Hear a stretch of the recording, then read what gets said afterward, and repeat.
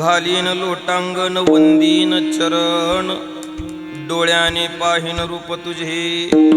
घालीन लोटांगण वंदीन चरण, डोळ्याने पाहिन रूप तुझे.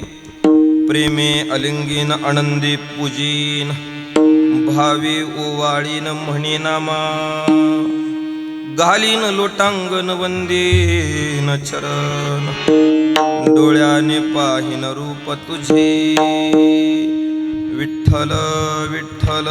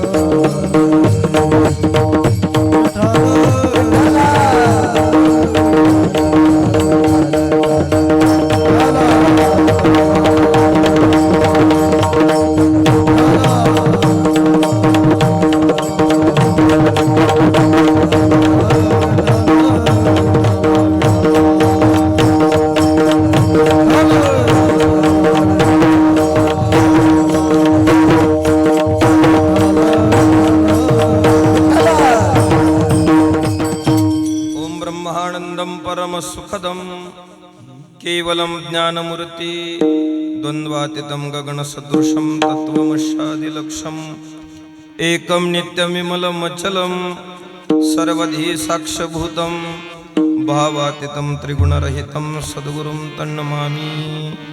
महायोगपीठे तटे भीमरथ्या वरम पुंडरीकाय दातुं मुनीन्द्रहे. समागत्य तिष्ठन् तमानन्दकन्दं परब्रह्मलिङ्गं भजे पाण्डुरङ्गं. लोकाभिरामम् अरणरङ्गधीरं राजीवनेत्रं रघुवंशनाथं. कारुण्यरूपं करुणाकरं श्रीरामचन्द्रं शरणं प्रपद्ये. मनोजवं मारुततुल्यवेगं जितेन्द्रियं बुद्धिमतां वरिष्ठं. वातात्मजं वानरयूतमुख्यं श्रीरामदूतं शरणं प्रपद्ये. बोले हनुमान जी महाराज की मंगल भवन मंगल हारे. तव वसु दशरथ अजिर बिहारे. मंगल भवन अमंगल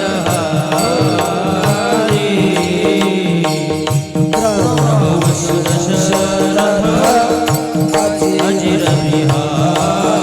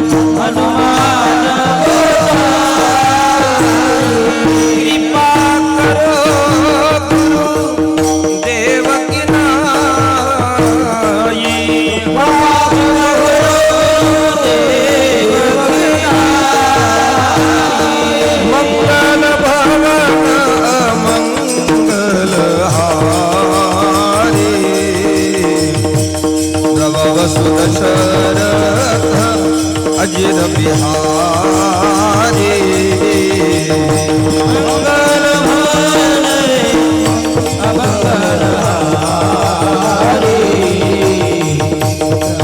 वसु दशरथ अजिर बिहारी राम सिया राम जय जय राम राम सिया राम सिया राम जय जय राम हरे राम सिया राम जय जय राम हरि राम सिया राम सिया राम जय जय राम नमो ज्ञानेश्वरा नमो ज्ञानेश्वरा नमो ज्ञानेश्वरा नमो ज्ञानेश्वरा नमो ज्ञानेश्वरा नमो ज्ञानेश्वरा नमो ज्ञानेश्वरा नमो ज्ञानेश्वरा निवृत्ती उदारा सोपान देवा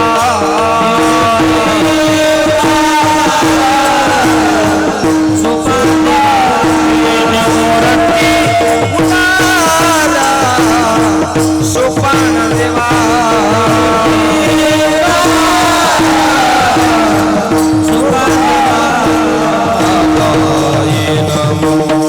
त्रिभुवन पावनी मुक्ताबाई नमो त्रिभुवन पावनी मुक्ताबाई नमो त्रिभुवन पावनी मुक्ताबाई नमो त्रिभुवन पावनी मुक्ताबाई नमो त्रिभुवन पावनी मुक्ताबाई नमो त्रिभुवन पावनी मुक्ताबाई नमो त्रिभुवन पावनी मुक्ताबाई नमो त्रिभुवन पावनी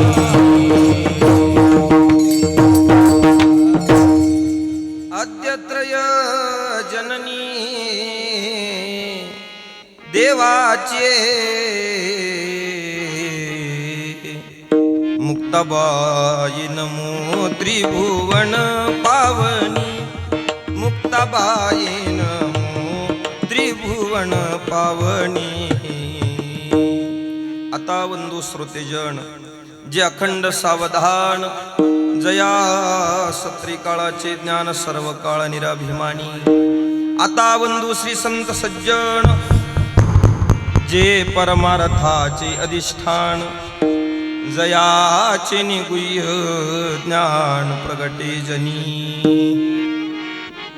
नरदेह परमार्थी लाविले तरीच याचे सार्थक झाले नाही तरी व्यर्थची गेले नाना अघाते मृत्यू पंथे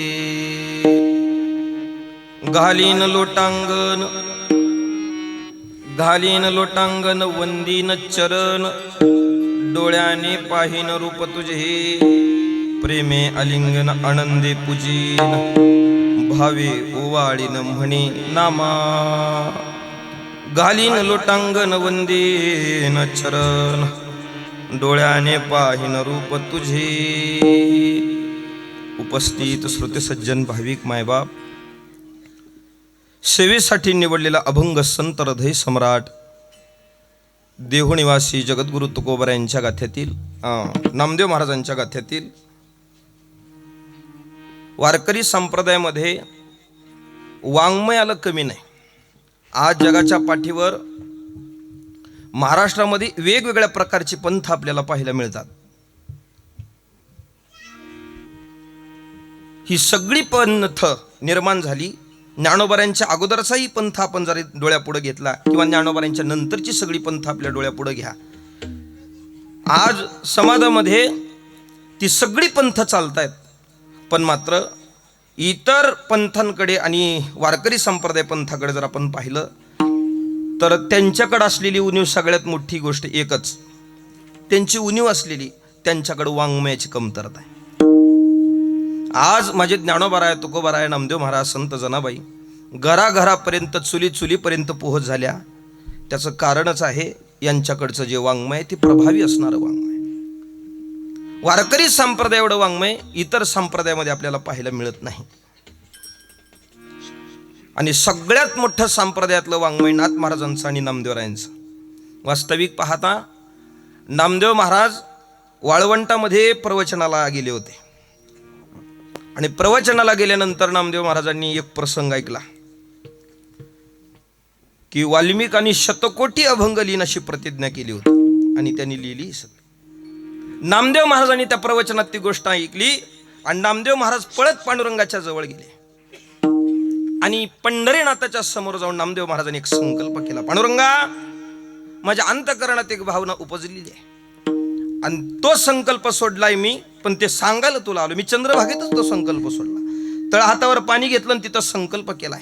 फक्त आता पूर्णत्व करण्याचं काम तुझं आहे, पूर्णत्वाला न्यायचं काम तुझं आहे पांडुरंगा.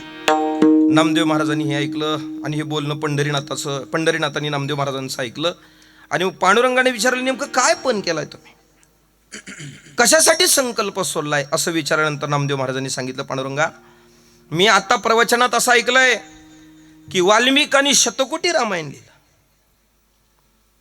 आणि वाल्मिकाला जर ते जमलं असेल तर मग माझ्याही अंतःकरणात अशी भावना झाली की मी जन्माला येऊन केलंय काय. मी असा संकल्प केला की मी 100 कोटी अभंग लिहीन, असा संकल्प केलाय. पांडुरंगानं समजूत काढायला सुरू केली की नामदेवा, अरे 100 कोटी अभंग लिहिणं सोपं आहे का? वाल्मिकाला ते जमलं कारण त्या युगातलं आयुष्य तसं आहे.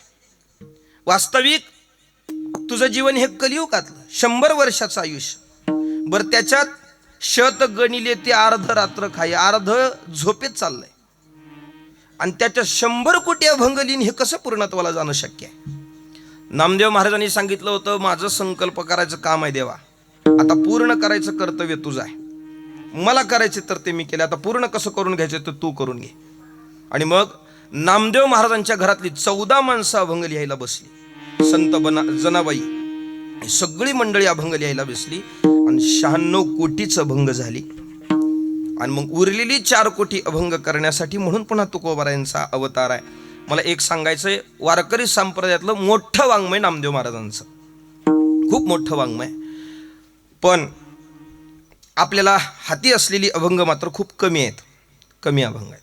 पण असलेल्या गाथ्यातल्या अभंगापैकी वास्तविक पाहता नामदेव महाराजांनी जे आपल्याला प्राप्त करून दिलं ते अलौकिक आहे. ते कोणत्याच संतांनी आपल्या पदरात दुसरं टाकलं नाही, एवढं नामदेवरायांनी टाकलं. नामदेव महाराज जर नसते तर आपल्या सगळ्या संतांची उत्सव करता आली नसती. नामदेव महाराजांचं जर वाङ्मय नसतं तर आपल्याला देवाची तिथी वार हा काही कळालं नसतं. हे वाङ्मयाची उणीव आपल्याकडे भासली असते, पण नामदेव महाराजांनी ती उणीव भासू दिली नाही, सगळं तयार केलं. खूप मोठं वाङ्मय माझ्या नामदेव महाराजांचं, पण एवढा मोठा अभंगाचा गाथा नामदेवरायांचा असताना त्या सगळ्या गाथ्यातला एक अभंग मात्र आजच्या अभंगात जो आपण सेवेसाठी निवडलेला हा अभंग मात्र इतर अभंगापेक्षा हा अभंग मात्र सगळ्याचं तोंडपाठ आहे. बाकीचे अभंग कोणाला माहीत नसतील, पण हा अभंग माहीत नाही असा महाराष्ट्रात माणूस जन्माला आला नाही. माणसाचं सोडा, माणसाचं आयुष्य कडेला गेलेलं जो माणूस, जो लेकरू जन्माला आलेला आहे, 2-4 वर्षाचा कालावधी त्याचा या भूतलावरचा असू द्या, पण एवढ्या वर्षात सुद्धा याच्यातले 2-4 शब्द तरी त्याला पाठ असतात त्या लेकराला. बाकीचं काही पाठ नसू द्या, आरत्या पाठ नसू द्या, पण हा अभंग सगळ्यालाच पाठ असतो. वास्तविक गावागावात गणपती बसवायचं एक पेव फुटलेलं असतं बघा तरुण पोरांना, पण आरत्या पाठ नाहीत.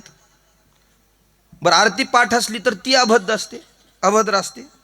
बरं आरतीचं सोडा, बाकीचं काहीच पोरांना पाठ नसू द्या, पण हा अभंग पाठ राहते बघा.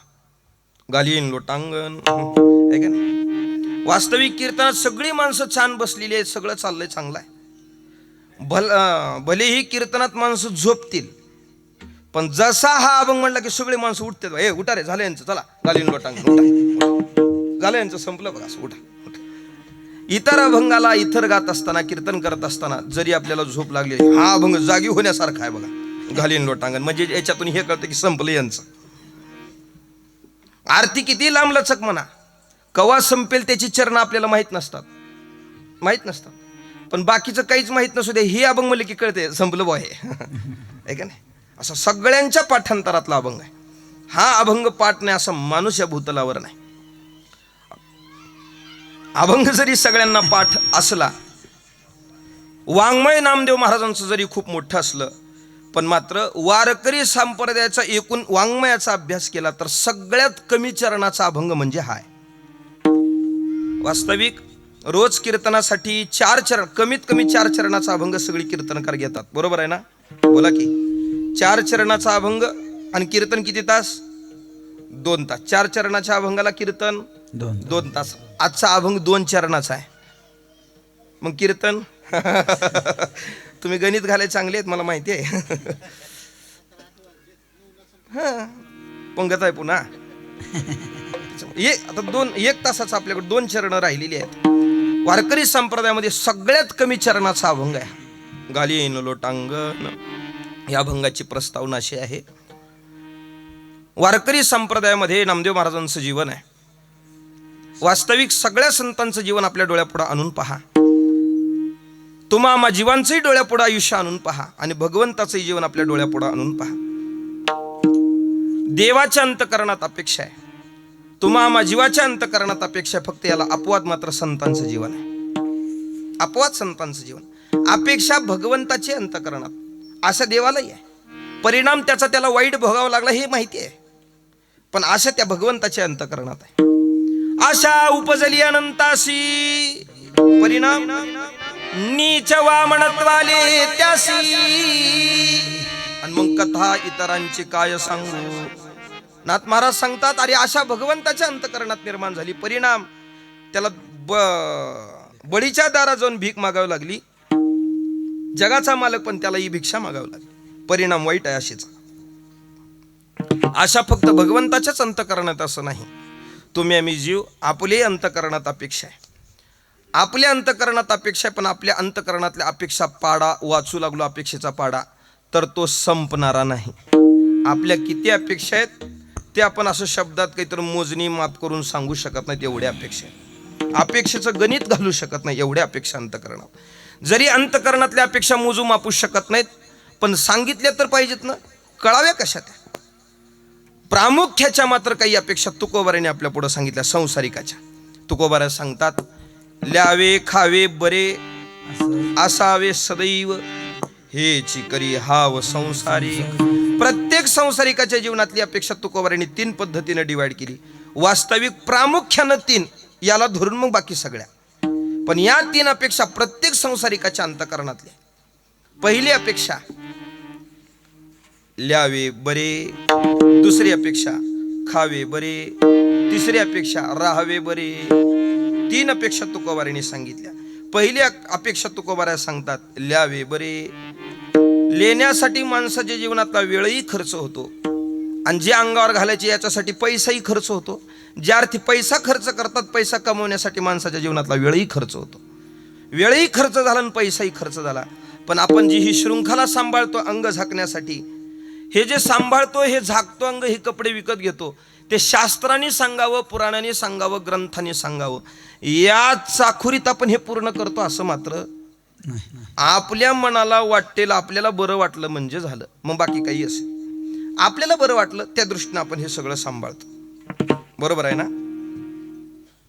आपल्याला बरं वाटलं पाहिजे. ज्ञानोबा सांगतात का नाही, अंगा मनाशी रुचावे ए तुलेनी कृत्या कृत्य नाठवे, करणे याचेनी नावे भलतेची करी.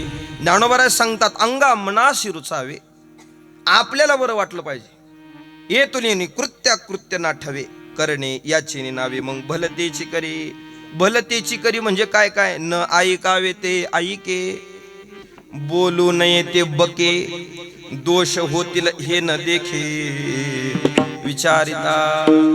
ज्ञानोबा सांगतात, न ऐकावे ते ऐके, मग ऐकू नये ते ऐकतात, बोलू नये ते बके, आणि या करण्यामुळं दोष होतील हे न देखे. ज्ञानोबा सांगतात, विचारिता. आपल्याला ग्रंथानं विचारलं तर पुन्हा काय सांगणार आहेत आपण? आपल्याला साधूने विचारलं, संतांनी विचारलं, काय केलंय तुम्ही, तर काय उत्तर आहेत आपल्याकडं? दोष होतील हे न देखे. याच्यानं बाबा आपल्याला दोष मिळतील याचं घेणं देणं नाही. अंगा मनाशी रुचावे, मनाला बरं वाटलं म्हणजे झालं. मग कोण पाहिले ग्रंथशास्त्र पुराण, याचं घेणं देणं नाही. मग आपल्या मनाला वाटेल असं घालण्यासाठी प्रयत्न आहेत माणसाच्या जीवनात, अंग झाकण्यासाठी. सोपं सांगतो, आपण जे अंगावर घालतो ते शास्त्राने सांगावं पुराणाने सांगावं या चाखुरीतच आपण घालतो असं आहे का? हो नाही. आपल्याला जे आवडतं तसं करतो का नाही आपण? माझं धोतर घालायचं वय आहे का? बोला की, धोतर घालायचं वय आहे? नाही. धोतर कोण घातलं पाहिजे मग? म्हाताऱ्या माणसानं धोतर घातलं पाहिजे. पण उगं गावातले म्हातारे डोळ्यापुढं आणून बघा, आपल्या गावातले किती म्हातारे घाललेले आहेत. घालनात का हो पॅन्ट, पण पांढरी तर कुठं घाललेले आहेत.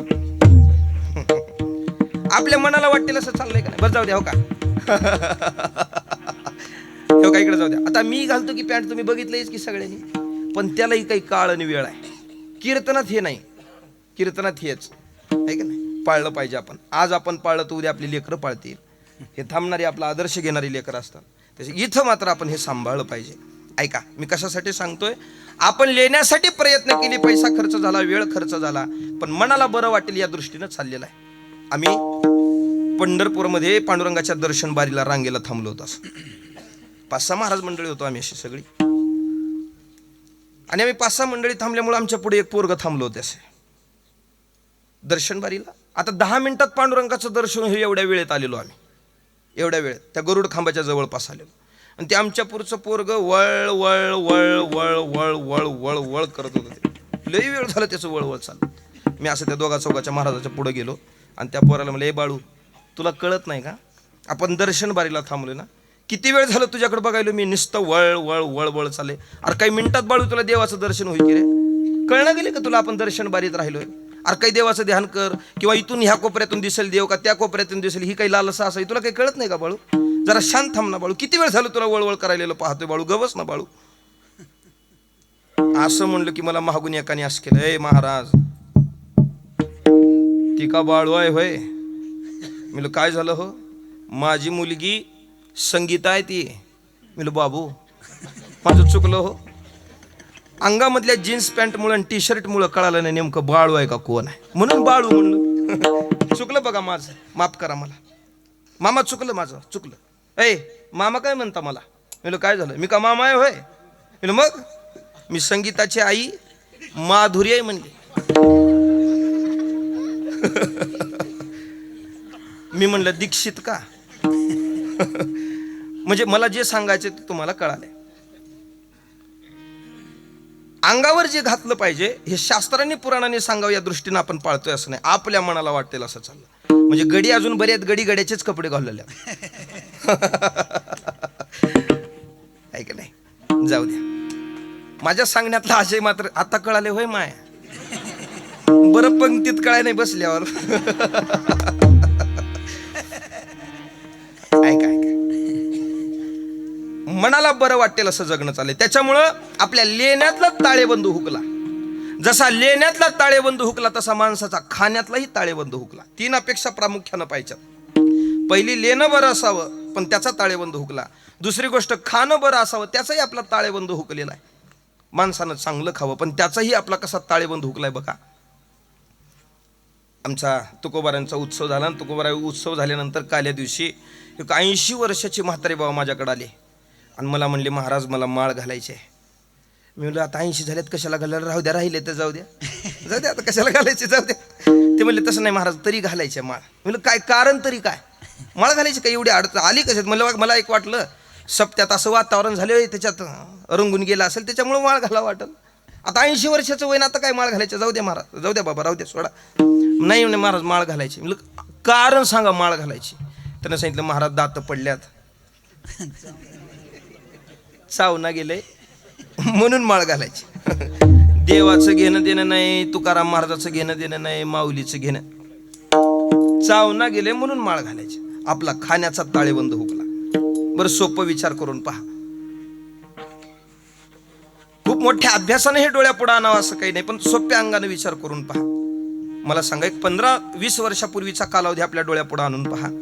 15-20 वर्षापूर्वी जर एखादा पेशंट हॉस्पिटलमध्ये ॲडमिट असला तर त्या पेशंटसाठी रक्त जर अपेक्षित असलं तर पूर्वी सहजासहजी रक्त मिळत नव्हतं. कितीतरी जुन्या मंडळीने अशी प्रसंग पाहिले असतील, पेशंटला रक्त मिळालं नाही, पेशंट दगावला, जुनी प्रसंग असतील. पण आज मात्र ते सगळं सुलभ झालंय, सोपं झालंय.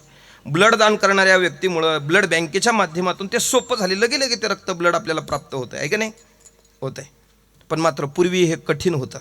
मला सांगा, माणूस माणसासारखाच दिसतो, पण कोणाचंही रक्त कोणालाही चालतं का हो? ह्याचं घेतलं आणि मला दिलं म्हणजे चालेल का? कोणाचंही घेऊन कोणाला दिलं म्हणजे चालतं का? नाही. तो त्याच्या रक्त गटाचा भेटला पाहिजे. माणूस माणसासारखं दिसण्यात महत्व नाही, तो त्याच्या रक्त गटाचा असावा, तर ते मॅच होतं. बरोबर आहे ना? मला सांगा, माणूस माणसासारखा दिसून जर एकमेकाचं रक्त जमत नाही, तर आपल्यापेक्षा वेगळ्या जातीत जन्माला आलेलं जनावर जर मारून त्याचा कातडा आपण पोटात घालत असू, हे कितीपत मॅच होण्यासारखं आहे हो? याला काही लय अभ्यासाची गरज नाही, पण आपल्या बुद्धीला पटणारा तरी विषय आहे का? आपला खाण्याचा ताळेबंद हुकला. जसा लेण्याचा ताळेबंद हुकला तसा माणसाचा खाण्याचा ताळेबंद हुकला, आणि जसा खाण्याचा ताळेबंद हुकला तसा माणसाचा राहण्याचाही ताळेबंद हुकला. राहण्याचा ताळेबंद बघा हुकला. आता आपले मराठवाड्यात जरा बरं आहे, अजून माणसं अजूनही गावात एकत्रित राहतात. पण मात्र तुम्ही पश्चिम महाराष्ट्रात गेले का नाही, तिथं माणसं गावात कमी पण वस्ती करून जास्त राहतात. आपापल्या शेताला ते सुलभ पडावं म्हणून आपापल्या पद्धतीनं ते राहायला गेलेले आहेत वस्तीवर, वाड्या वस्तीवर. आणि एखाद्या दिवशी वस्तीवर अशी अफवा पसरते, अरे ती अमुक वस्ती चोरांनी फोडून नेली. पळत या वस्तीवरची लोक त्या वस्तीवर निघाले, आणि त्या वस्तीवर गेल्यावर कळालं की ही वस्ती तर चोरांनी फोडलीच नाही, आपली वस्ती सोडून इथं बघायला आलो तर आपलीच फोडून नेली. माणसाचा राहण्याचाही ताळेबंद हुकलेला आहे. लेण्याचा ताळेबंद हुकला, खाण्याचा ताळेबंद हुकला, आणि राहण्याचाही ताळेबंद आपला हुकलेला आहे. अपेक्षा प्रामुख्यानं तीन, याला धरून मग आपल्या जीवनातल्या बाकीच्या सगळ्या. पण या तीन तरी कुठं संतांनी, ग्रंथांनी, भगवंतांनी सांगाव्यात, चाकुरीत आपण सांभाळतो नाही. माऊली सांगतात, अंगा मनाशी रुचावे, मनाला बरं वाटेल या दृष्टीने आपल्या सगळ्यांचं जगणं चाललेलं आहे. बर, आपल्या जीवनातल्या अपेक्षा वेगळ्या आहेत, पण याला अपवाद मात्र संतांचं जीवन. संतांच्या जीवनात अपेक्षाच नाही. श्रुती मातेचं वचन आहे संतांच्या बाबतीत, यम लब्ध्वा सिद्धो भवती, अमृतो भवती, तृप्तो भवती. तृप्त झालेलं जीवन आहे, अपेक्षाच नाही. माऊली सांगतात का नाही, जयाचे ठाई पांडवा, अपेक्षे नाही रिघावा, सुखाचे चढावा जयाचे असनी. अपेक्षाच नाही. किंवा सगळ्यांच्या पाठांतरातलं प्रमाण द्यायचं झालं तर, आता निश्चिंतीने पावलो विसावा, आता निश्चिंतीने पावलो विसावा,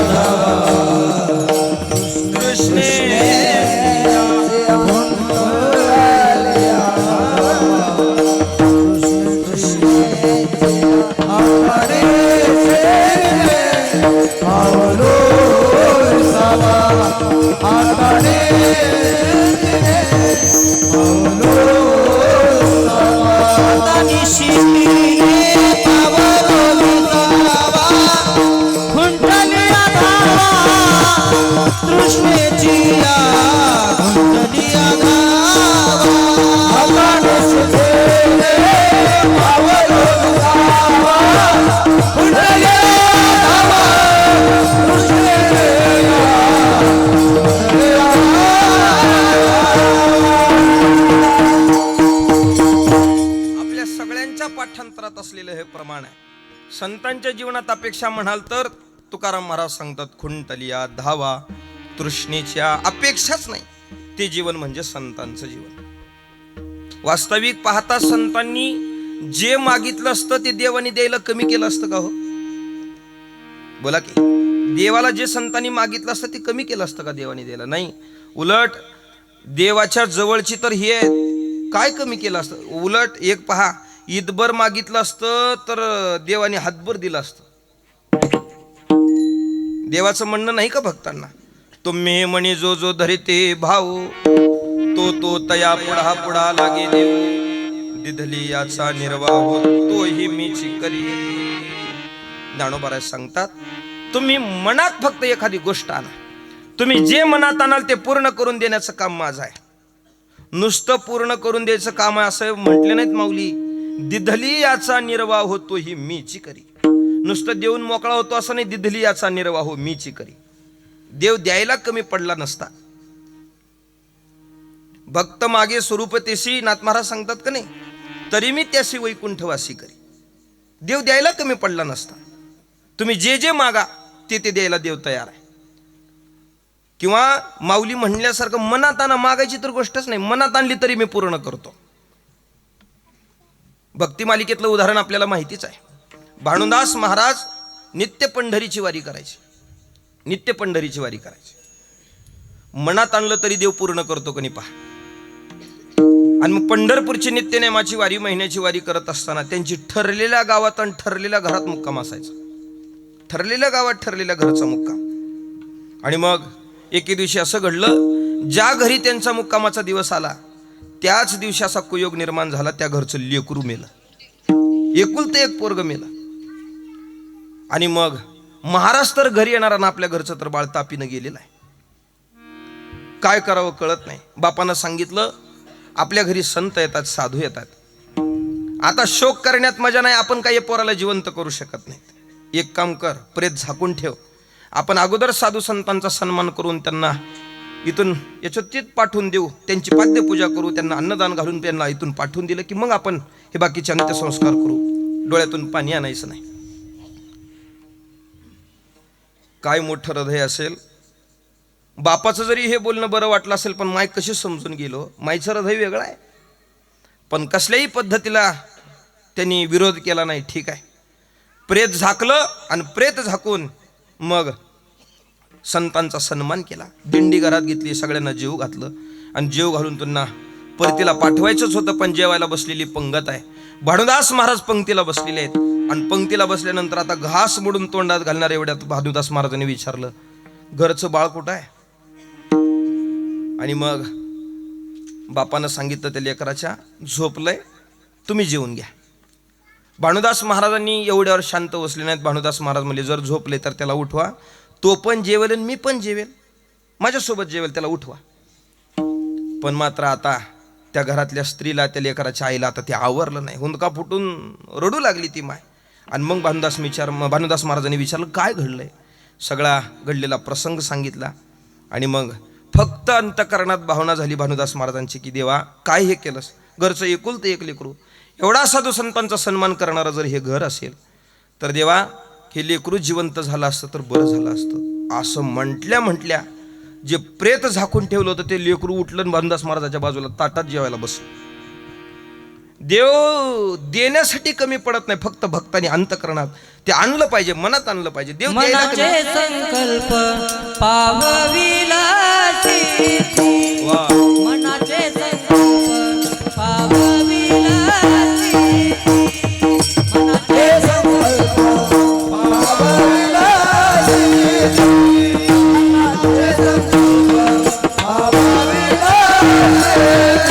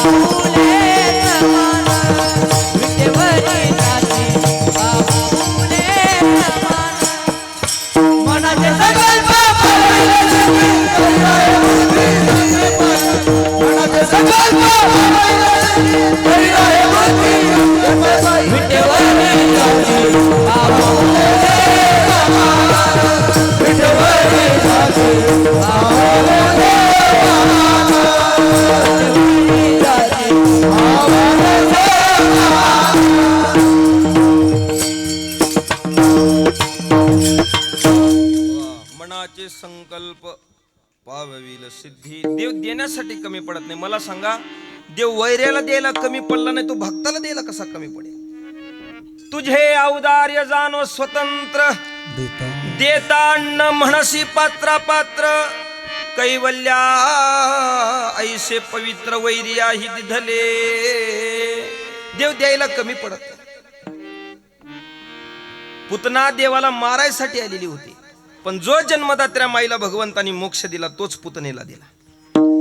तो वा सनकादिकाचे नियमाने सायुज्यो सौरसो दिदला पुतने, जे विशासचे निस्तन पाने मारू आली. देव द्यायला कमी पडत नाही. फक्त भक्तांनी अंतकरणात मनात ती गोष्ट आणली पाहिजे, मनात आणलं पाहिजे. पण संत मागायला पुढे जात नाही. पूर्ण करून द्यायला देव बसलाय, पण मात्र संतांना देवाने विचारलं की बाबा काहीतरी मागा, हो काहीतरी मागा. हे सगळी पद भगवंतांनी विचारून पाहिली, पण मात्र सगळी पद विचारल्यानंतर संतांची उत्तरं काही ठरलेली असायची.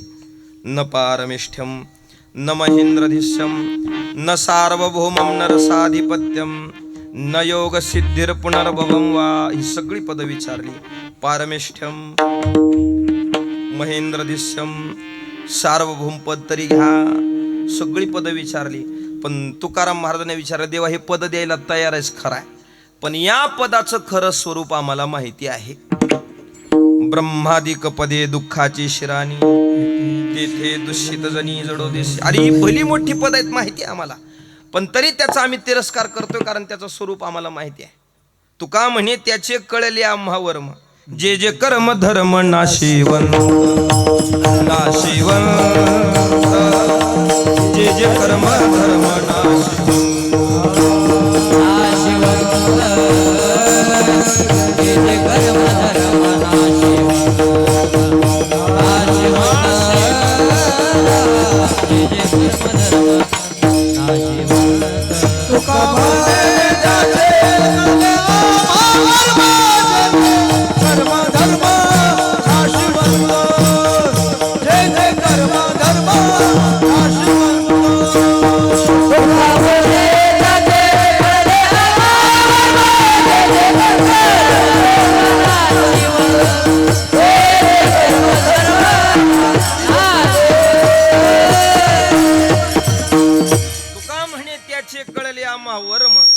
जे जे कर्म धर्म नाशिवंत. देवा तुझी पद द्यायला तर तयार झालायस ना, या पदाचं खरं स्वरूप आम्हाला माहिती आहे. राजीनामा कधी ना कधी द्यायचं हे माहिती आहे आम्हाला, याचा राजीनामा आम्हाला माहिती आहे, हे वर्म आमच्या लक्षात आहे.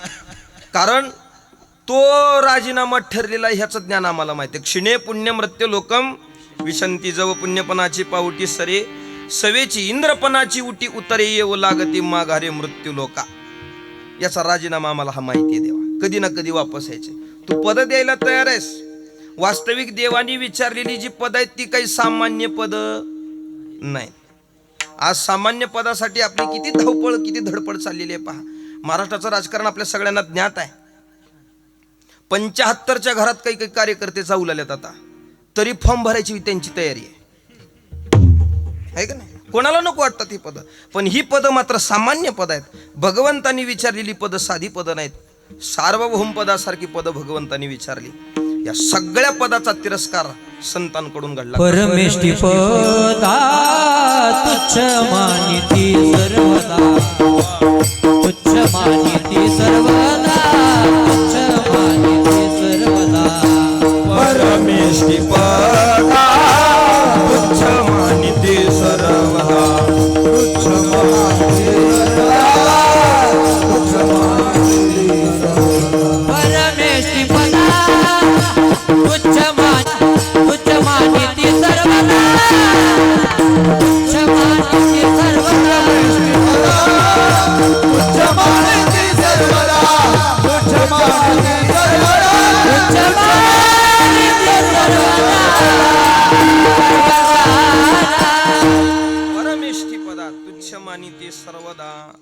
सगळ्या पदांचा तिरस्कार आहे. कसं काय या सार्वभौम पदासारख्या पदांना संतांनी लाथाळलेलं आहे? नाथ महाराजांनी तेल कसं काय लाथाळलं, त्याचं उत्तर नाथ महाराज आपल्याला भागवताच्या माध्यमातून देतात. नाथ महाराज सांगतात, विष्ठे माजिल सगळे चनी, शुकराते गोडपणी, त्या ते कंटाळते शहाणी, तेवी मदभक्ते सांडणे सार्वभौमता. सार्वभौम पदासारखी पद कशी काय लाथाळली? नाथ महाराज भागवतातून उत्तर देतात, जसं की विष्ठे माजिल सगळे चणे. अतिशय घाण काय हो या जगात? विष्ठा. अतिशय घाण विष्ठा. पण विष्ठा घाण असली तरी डुकरासाठी ती विष्ठा कशी आहे? शुकराते गोडपणी. डुकराला विष्ठा गोड आहे. डुकराला विष्ठा गोड झाली म्हणून शहाणी माणसं घाणीच्या जवळ तर जातील का? बोला की नाहीच जाणार. का? तर त्याचं खरं रूप त्यांना माहिती आहे. ते घाणही याचा तिरस्कार त्या दृष्टीने त्यांच्याकडून घडतो. म्हणून नाथ महाराज सांगतात, त्या ते कंटाळती शहाणे तेवी मदभक्ते सांडणे सार्वभौमता. तसंच जसं शहाणी माणसं घाणीच्या जवळ जायला तयार होत नाहीत, तशी माझी भक्त इथं शहाणी आहेत म्हणून त्यांचा तिरस्कार घडतो. म्हणजे सार्वभौम पदाची तुलना नाथ महाराजांनी जी केली ती विष्ठे समान केली, आणि ज्यांना पदाची अपेक्षा आहे त्यांची तुलना महाराजांनी डुकरा समान केली. काय तुलना नाथ महाराजांनी केलेली आहे? मला याच्यातून एक सांगायचं, एवढी मोठी पदं विचारली भगवंतानी, पण संतांचं उत्तर होतं नको. बरे सगळं सोडा, देव स्वतःचं घर द्यायला तयार झाला. घर वैकुंठ जानो, वैकुंठ तरी घ्या. पण मात्र तुकाराम महाराज म्हणले, नको वैकुंठीचा वास, नको वैकुंठीचा वास आहे, तया शोभाना आहे, तया शोभाना. नको वैकुंठीचा वास, नको वैकुंठीचा वास आहे, तया शोभाना आहे, तया शोभाना. अद्भुत हारस,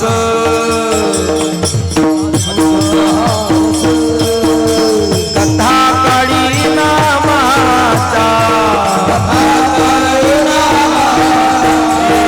कथा काळी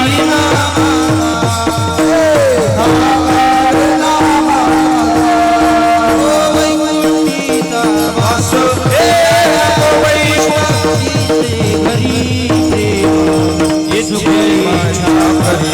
प्रेम सुख इच्छा करी, या वैष्णवाचे धरी, वैष्णवाचे धरी, प्रेम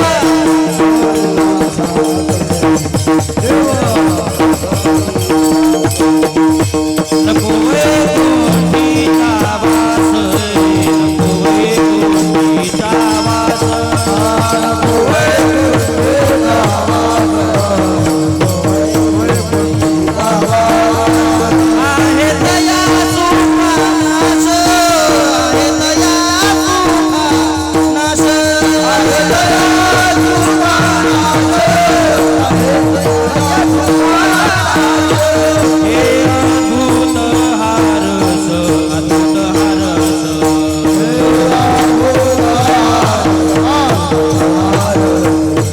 कथा काळी नामाचा, कथा माता.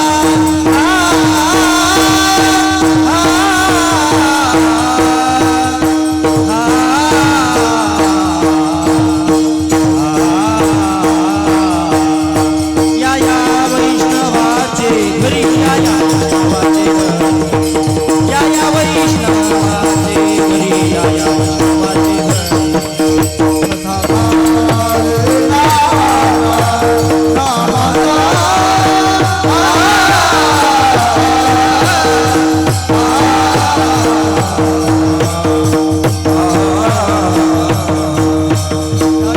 वैष्णवाचे घरी, या वैष्णवाचे घरी, या वैष्णवाचे घरी, या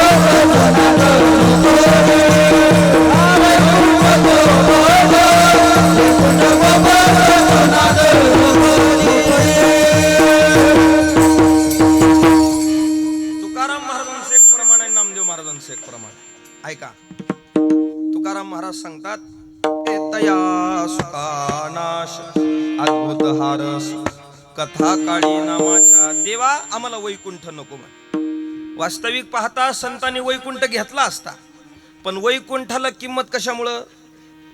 इकडे बघा, वैकुंठाला किंमत कशामुळं? जाऊ द्या, हे नाही कळणार. खिशाला महत्व कशामुळं? पैसा. हा, हे कसं कळते आपल्याला? जसं रिकाम्या खिशाला कोण किंमत देत नाही. खिशात पैसे असले तर त्या खिशाला किंमत. तसं वैकुंठाला किंमत कशामुळं? तर देवाच्या असण्यामुळं. पण हल्ली देवाचा मुक्काम वैकुंठात नाही. या सुखा कारणे देव वेडावला, वैकुंठ सोडोनी संत सदनी राहिला. देवाचा तिथं मुक्काम नाही, इथं आहे. ज्या भजन कीर्तनामध्ये संत नाचू लागलेले आहेत, कीर्तन करू लागलेले आहेत, त्या सुखाच्या अपेक्षेने देव या मृत्यू लोकात आलेला आहे. आणि आम्ही घेऊन काय करावं? जसं तुकाराम महाराज वैकुंठाला नाकारतात का नाही, तसं नामदेव महाराजांचं आता महाराजांनी दिलेलं प्रमाण. वैकुंठाशी आम्हा नको धाडू हरी, मग काय? वास दे पंढरी सर्व काळ. आम्हाला नित्य पंढरपुरामध्ये वास दे. त्यावेळेस देवाने विचारलं, वैकुंठ नको, तुम्हाला पंढरपुरात जर नित्य वास द्यायचा असेल तर मग वास्तविक पाहता या मृत्यूलोकात जन्माला आलेली माणसं मीच घातलेली आहेत. पण बाकीची जसं मृत्यूलोकात जन्माला येऊन करतात, तुम्ही तेच करणार का? बघा, तुम्ही माणसं इथं जन्माला आलेली माणसं काय वेगवेगळ्या तऱ्हेची काय काय करतील याचं गणित नाही. तसं देवाने विचारलं, ही माणसं जे करायली तेच तुम्ही करणार का? नामदेव महाराजांनी सांगितलं, देवा आम्हाला जन्माला घाल, अडचण नाही याच्यात, पण हे बाकीचे करतात ते करणार नाही. मला वैकुंठ नको, पण या मृत्यूलोकात जन्म पाहिजे. मृत्यूलोकात नाही, आम्हाला पंढरपुरात जन्म पाहिजे. पण पंढरपुरामध्ये जन्म दिल्यानंतर सुद्धा माझ्या अंतकरणातली एक अपेक्षा आहे. ती कोणती अपेक्षा? महाराज 3 पद्धतीनं पहिल्या चरणात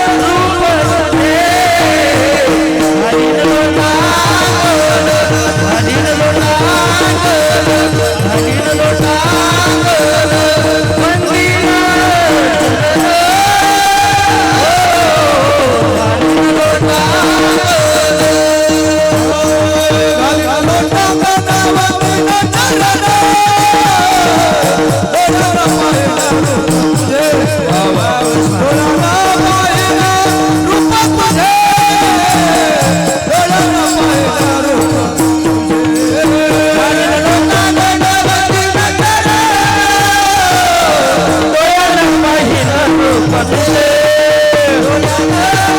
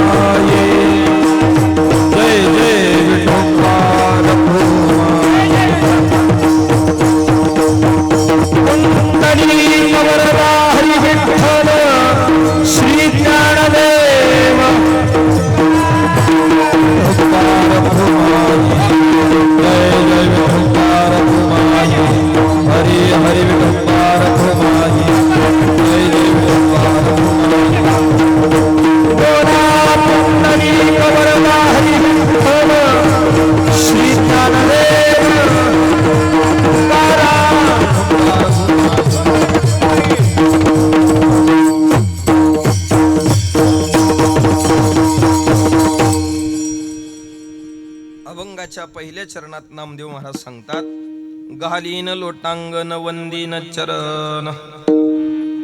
वास्तविक पाहता तुकोबारा हे नामदेव महाराजच आहेत आणि नामदेव महाराज तुकाराम महाराज आहेत, पण अपेक्षा दोघाच्याही बदलल्या नाहीत. बघा, ध्यान करा. नामदेव महाराज म्हटले का नाही, वैकुंठाशी आम्हा नको धाडू हरी वास दे पंढरी सर्व का. तर तुमची अपेक्षा काय, तर नामदेव महाराज सांगतात घालीन लोटांगण वंदीन चरण. तुकाराम महाराजालाही पुढे विचारलं, तुम्हालाही आम्ही मृत्यूलोका जन्म देऊ. तुका म्हणे गर्भवासी सुखे घालावी आम्हासी, असं तुकाराम महाराज तुमचं जर म्हणणं, आम्ही तुम्हाला मृत्यूलोकामध्ये जन्म देऊ. पण तिथं गेल्यावर तुमची अपेक्षा काय. अपेक्षा तुकाराम महाराजांची बदलली नाही. तुकाराम महाराज सांगतात हरिनाम कीर्तन संतांचे पूजन, तीच अपेक्षा आहे. घालीन लोटांगण महाद्वारे, घालीन लोटांगण महाद्वारे, घालीन लोटांगण महाद्वारे, महाद्वारे, घालीन लोटांगण महाद्वारे. हे हरिनाम कीर्तन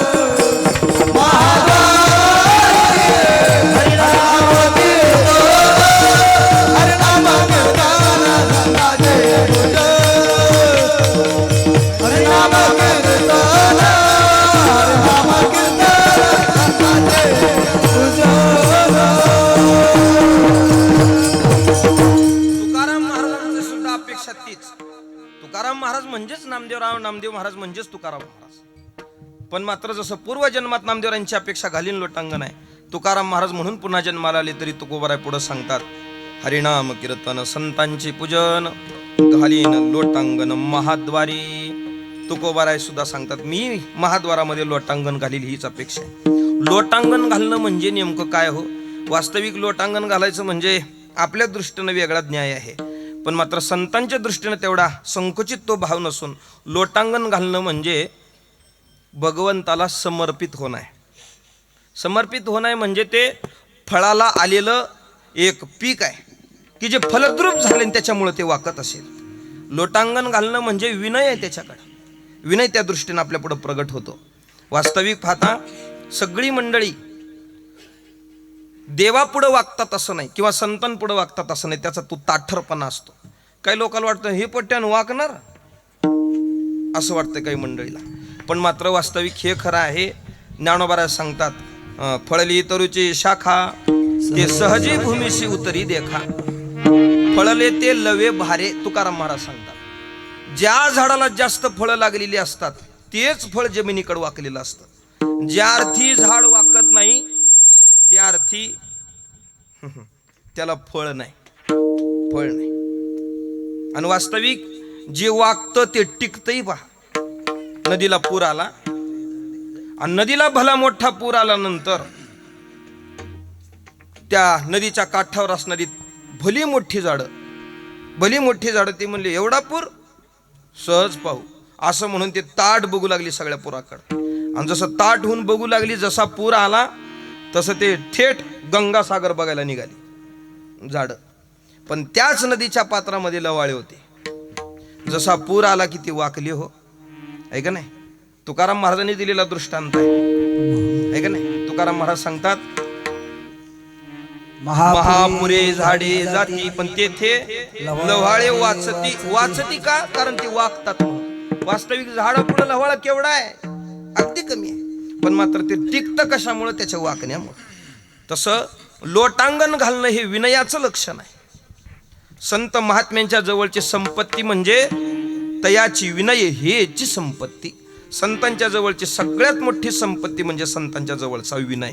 म्हणून तो कोबार आहे, नामदेव महाराज ते प्रगट करतात, घालीन लोटांगण, असं लोटांगण घालीन. बरं, संतांनी हे लोटांगण किती ठिकाणी घातलं? 3 पद्धतीनं आपल्याला पाहता येईल. लोटांगण 3 पद्धतीनं संतांनी घातलं. पहिलं लोटांगण घातली लोळणी गा चंद्रभागे वाळवंटी. पहिलं लोटांगण वाळवंटामध्ये.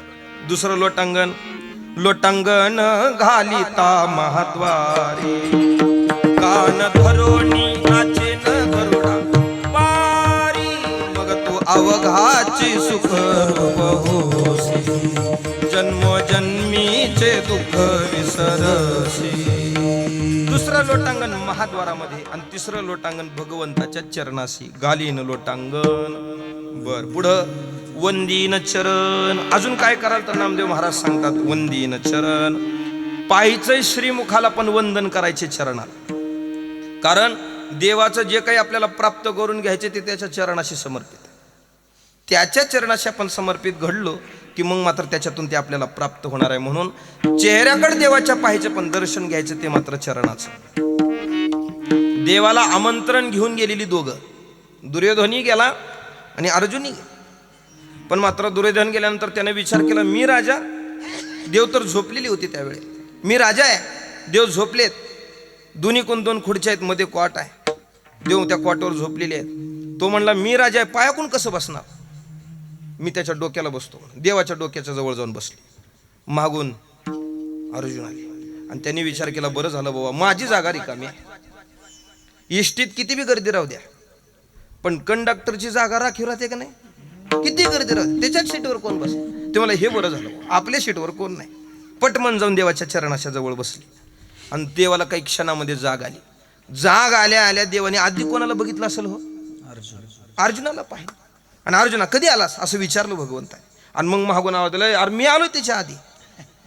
ते म्हणले, तुम्ही आधी आला असेल हे मला माहिती नाही, पण ही इकडे बसले ना त्याच्यामुळे माझं लक्ष इकडे आहे. संतांना हे सगळं माहिती, म्हणून अगोदर तिथं समर्पित आहेत. म्हणून घालीन लोटांगण, वंदीन चरण. बर, आणि तिसरा निकष नामदेव महाराज सांगतात, डोळ्यानं पाहिन रूप तुझे, डोळ्यानं मी तुझं रूप पाहिन. काय हो एवढं देवाकडे पाहण्यामध्ये? त्याला पाहिलं म्हणजे काय होतं? वेगवेगळ्या अनुषंगानं आपल्याला शास्त्रानं त्याचं गणित दिलेलं आहे. देवाला पाहण्यामध्ये काही फळ आपल्या पदरात पडतात. त्याचं पहिलं फळ आहे मृत्यू उल्लंघन होतं. देवाकडं पाहिल्यानंतरचं फळ आहे मृत्यू उल्लंघन होतं. त्याचं कारण काय? त्याच्याकडे पाहिलं की देव त्या आपल्यासारखा करतो. अविनाश करी आपुलिया ऐसे, का नाही? देव अविनाशी करतो, आपलं मृत्यू उल्लंघन होतं. वास्तविक मृत्यू कोणाचाही चुकत नाही. आजपर्यंत कोणाचा चुकलाय का बघा? कोण वाचलंय का? नाही वाचलं. 9 भी मर गए, 10 भी मर गए, मर गए सहस्त्र 33 कोटी देवता मर गए, पड़े काल के फांसी. पीर मर गए, पैगंबर मर गए हत्ती मरोगी, जपी तपी सन्यासी मर गए जिंदा जोगी. जब का अजब तड़ाका बे, तो क्या जाने लड़का बे. कोण वाचले सांगा? सगळी गेली. कोण गेलं? कबीरदास महाराज यादी देतात. 9 भी मर गए, 9 ग्रह गेली. 10 भी मर गए, 10 अवतार गेली. मर गए सहस्त्र 88 हजार ऋषी गेली. 33 कोटी देवता मर गए, पडे काल के फाशी. 33 कोटी देवताही गेले. बरं नुसते आपलेच गेले का हो? कबीरदास महाराज म्हणले तसं नाही, तिकडचे बी गेलेतच की. पीर मर गए, पैगंबर मर गए, तिकडले गेलेतच. मर गए हकीम रोगी, डॉक्टर भी मेले, पेशंट भी मेले. जपी तपी संन्यासी मर गए जिंदा जोगी. सगळी गेली. येथे उरो नाही अली अवतार, सगळी गेली. पण भगवंताचं दर्शन घेतल्यानंतरचा फायदा अविनाश करी आपुलिया ऐसे. कसं काय महाराज? हेही पटत नाही. देवा जर मृत्यू उल्लंघन त्याच्या दर्शनानं होत असेल तरी या मृत्यू लोकामध्ये भक्त जन्माला आलेली मेलेली पाहिलीत ना. शरीर रूपानं जरी भक्त मेलेली पाहायला मिळाली असली, पण कीर्ती रूपानं आजही ते संत जिवंत आहेत, हे का नाही? तुका म्हणी एका मरणीची सरे उत्तमची उरे कीर्ती मागे. हे घडलं त्यांच्या जीवनामध्ये. अशी जिवंत राहतात अविनाश करी आपुली ऐसे. म्हणून घालीन लोटांगण वंदीन चरण डोळ्यान पाहिन रूप तुझे. अजून काय अपेक्षा नामदेव महाराज तुमच्या जीवनातली? ती अपेक्षा महाराज अभंगाच्या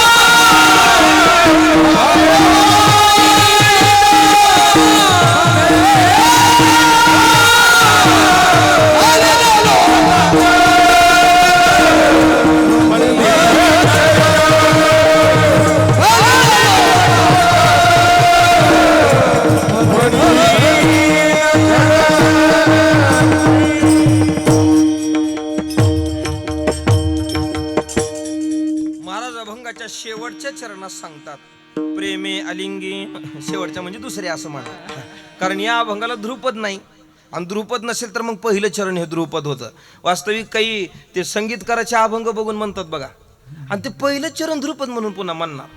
त्या दिवशी ते कोणाचा तर अभंग ऐकलो, विष्णुमय जग वैष्णवाचा, तेच ध्रुपद म्हणाले ते डबल डबल डबल डबल. त्याचं ध्रुपद म्हणजे दुसरं चरण होतं. आणि कधी कधी पहिलं चरण ध्रुपद होतं. त्याचं कारण काय होतं? त्याचं कारण असतं दुसऱ्या चरणा जर दृष्टांत आला असेल तर त्याला ध्रुपद म्हणता येत नाही, म्हणून पहिलं चरण ध्रुपद करता येत असतं. तसं आजच्या अभंगामध्ये अभंगच 2 चरणाचा, म्हणून पहिलं चरण हे ध्रुपद होत असतं. उग पाठ करून ऐकून जमत नाही, त्याला असं वार करत राहावं लागते. असं विठ्ठल विठ्ठल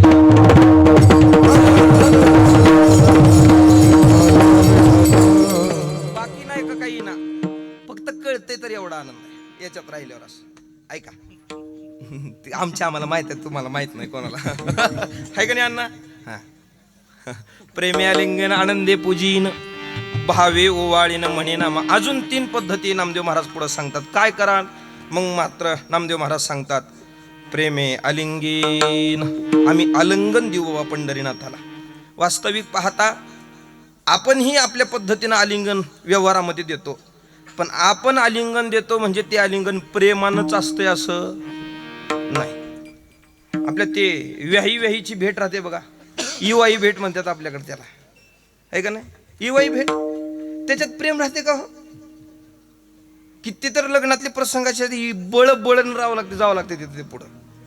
त्या नवरी मुलीच्या बापाला वाटतंय 3 लाखाला बुडवलं यानं मला, विनाकारण हुंडा गेला आणि ह्याच्या गळ्याला पडू होय मी.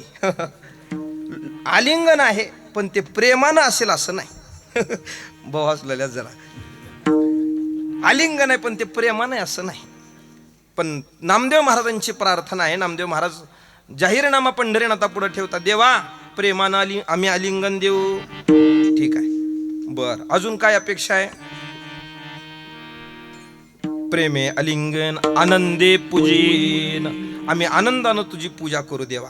वास्तविक आपण ही पूजा करतो आणि संतांनीही पूजा केली, पण आपली पूजा करणं वेगळं आणि संतांची पूजा, संतांनी केलेली पूजा वेगळी. आपण पूजा करतो, आपली पूजा म्हणजे उगं पाण्यात देव बुडवायचे, बुचकाळायची म्हणा, बुडवायचे नाही ती बुचकाळायची तर राहते खरं.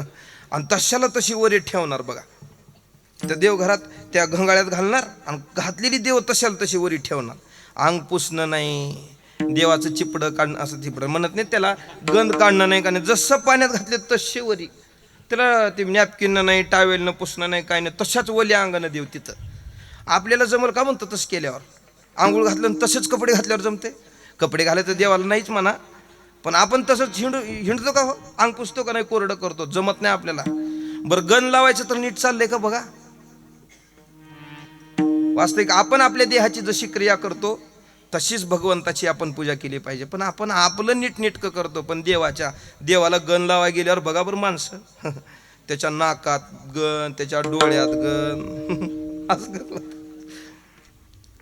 पण मात्र जशा देहाला भावनेनं आपण पूजा करतो, देह भावे पूजन याचा अर्थ काय माहिती आहे का?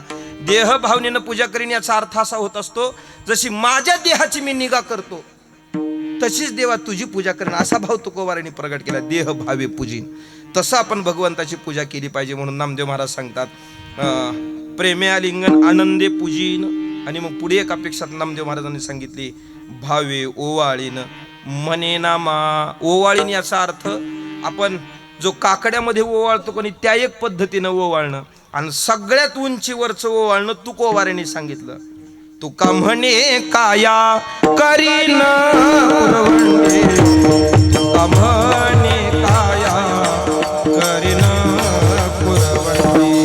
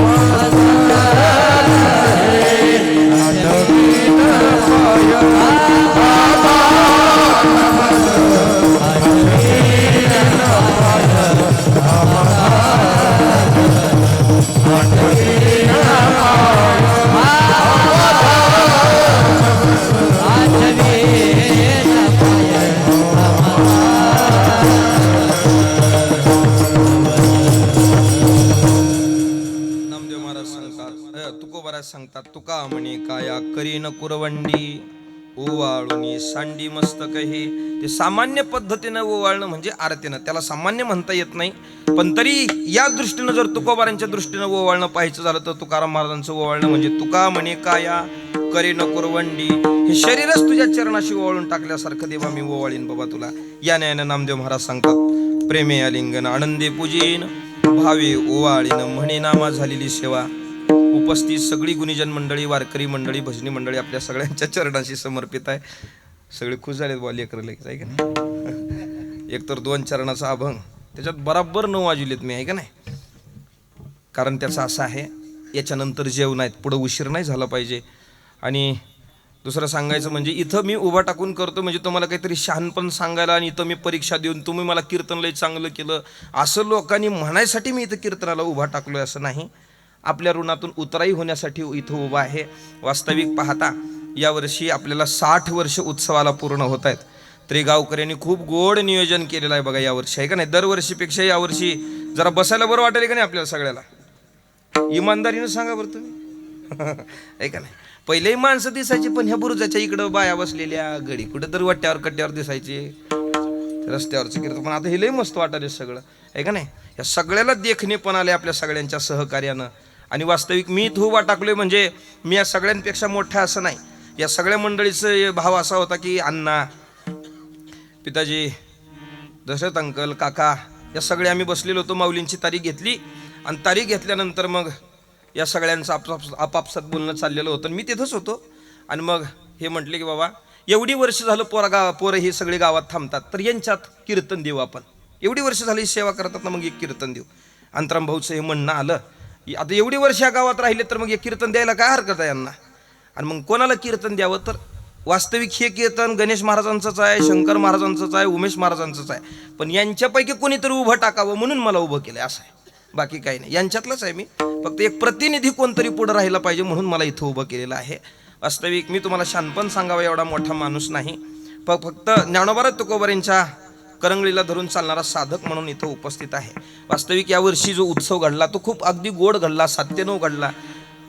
निलंग्याच्या पलीकडची गावं आहेत उजलान बाबाची गावं 97 आहेत, निलंग्या तालुक्यातली आहेत. पण या पट्ट्यातलं हे पहिलं गाव आहे 97 घडलेलं, पहिलं गाव आहे का नाही. इतिहासात ही आठवण सांगण्यासारखी आहे की आमचं गाव पहिलं 97 झालंय. त्याचं कारण असं आहे बघा, 97 होणं लई गरजेचं होतं. तुम्हाला हे बरं वाटतंय ऐकल्यावर झोपायला तुम्हाला बरं आहे, पण इथून नंतरचा जो प्रवास आहे का नाही महाराज मंडळीचा, तो खूप खडतर असतो.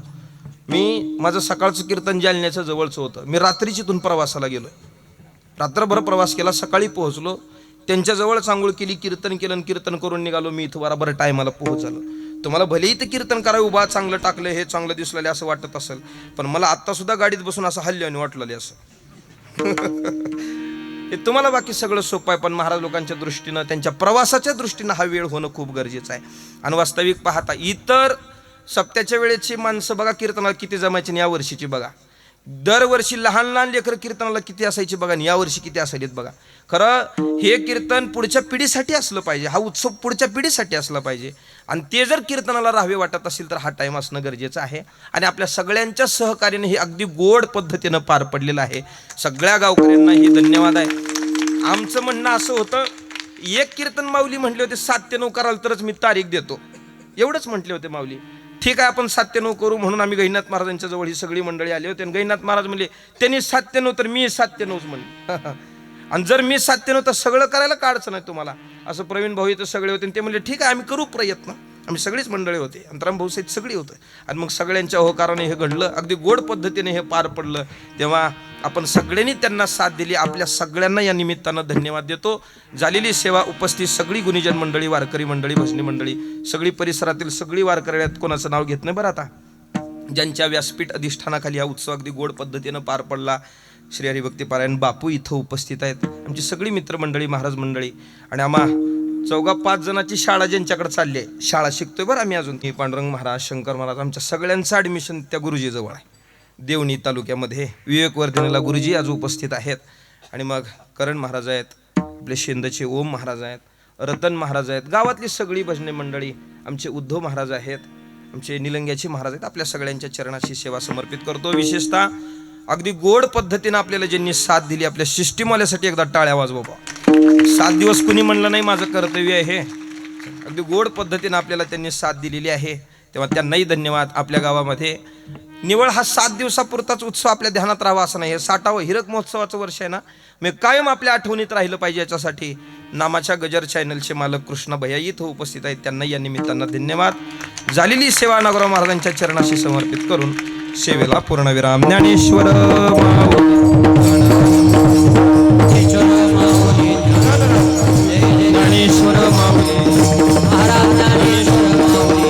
कुंडली कवरदा हरी विठ्ठल श्री ज्ञानदेव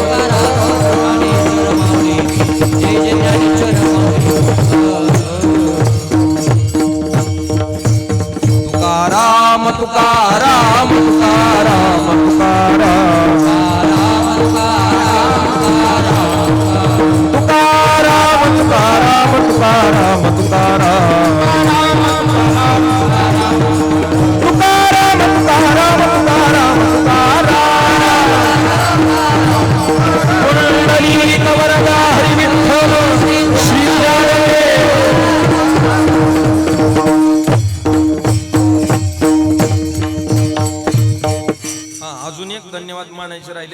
गावची आपली तरुण मंडळी बघा, सगळी तरुण मंडळी. आज तर माझं असंच वाटत होतं मला लगे लगे आज याच मंडपात उरकून घ्यावं असं वाटलं तर. कीर्तन, हा कीर्तन. तुम्हाला दुसरं काहीतरी वाटलं असं ते वाजत बँड बिंड असं वाटलं तर ते त्या दृष्टीने तसंच वाटत होतं, पण तुम्हाला कसं म्हणा म्हणून कीर्तन म्हणायलो आम्ही. तेव्हा एकदा तरुण मंडळासाठी धन्यवाद आहेत सगळ्यांना. मना शेवट चाल सांगा. आमचे आदरणीय प्रेम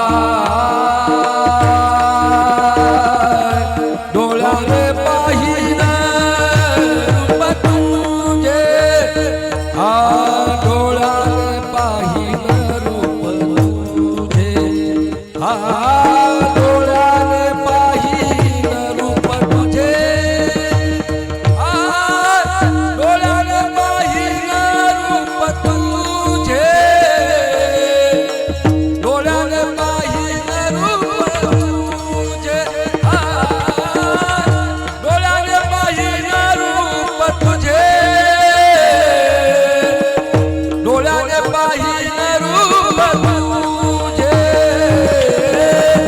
घालीन लोटांगण वंदीन चरण घालीन लोटांगण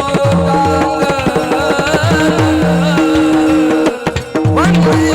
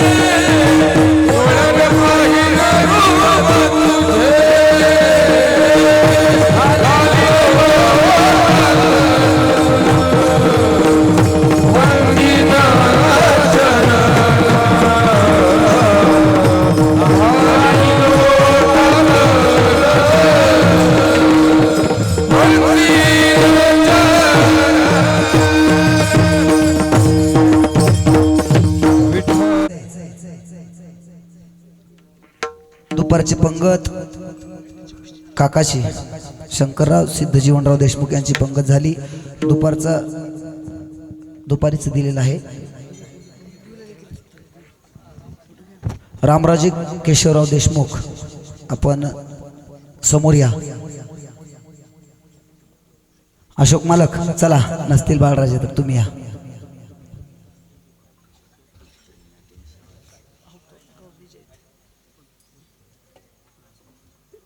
या बरं मला पुढे या. गणेश बाबा आरती झाला का सगळ्यांचा सत्कार? हा हो, सौजन्यवाल्याचा आहे ना. थांबा. पांडुरंग जावळे, पांडुरंग उमाकांत जावळे यांचा सत्कार महाराजांच्या हस्ते होतोय. पांडू समोर चल. पांडू, गोगल, अमित, बालाजी सगळे थांबा रे.